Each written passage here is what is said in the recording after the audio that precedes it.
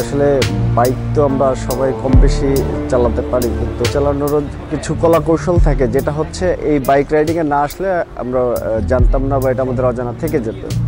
যেমনটা হচ্ছে আমরা যে লেফট টার্ন বা রাস্তায় যে রাইট টার্ন করি, এই ক্ষেত্রে আমরা ম্যাক্সিমাম বাংলাদেশের যারা বাইকার আছি আমরা ম্যাক্সিমাম হচ্ছে ক্লাস চেপে তারপর লেফট টার্ন বা রাইট টার্ন করি, যেটা আসলে অ্যাকচুয়ালি বাইক চালানোর রুলস বা রেগুলেশনে এটা ঠিক না।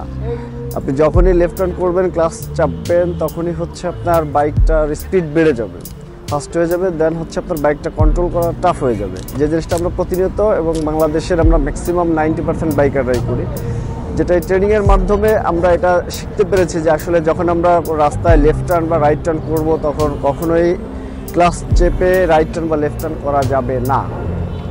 ওকে, এবং এটা আসলেই এই ট্রেনিংটা আমি মনে করি যে যেমন আমাদেরকে দেওয়া হয়েছে বা আমাদের মাধ্যমে আমরা আমাদের যারা পুলিশ বাহিনীতে আছে আমরা তাদেরকে দিব। এছাড়া আমরা যখন রাস্তায় ডিউটি করব তখন সাধারণ যারা বাইকার থাকবেন আমরা তাদেরকেও এই বিষয়ে সচেতন করব। এবং এটা আসলে এটা অত্যন্ত সুন্দর এবং মানসম্মত একটা ট্রেনিং, যেটা হচ্ছে যার কারণে এসিআই এবং হচ্ছে ইয়ামাহা কোম্পানিকে আমাদের পক্ষ থেকে ধন্যবাদ।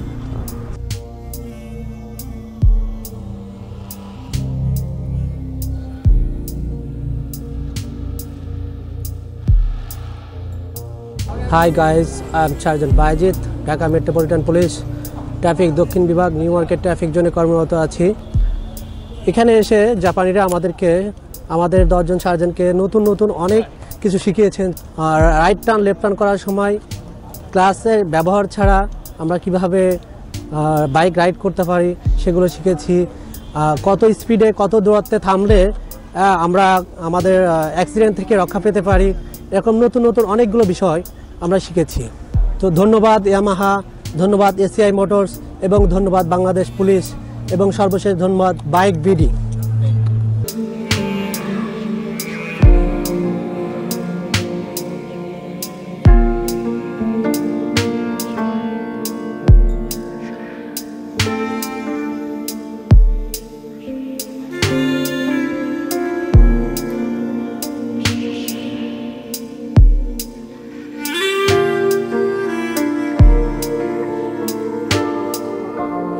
ধন্যবাদ bikesbidi.com এবং ধন্যবাদ ইয়ামাহা, ধন্যবাদ এসিআই কোম্পানি, ধন্যবাদ আমাদের বাংলাদেশ পুলিশ যারা আমাদেরকে এখানে কিছু আনার সুযোগ করে দিয়েছেন।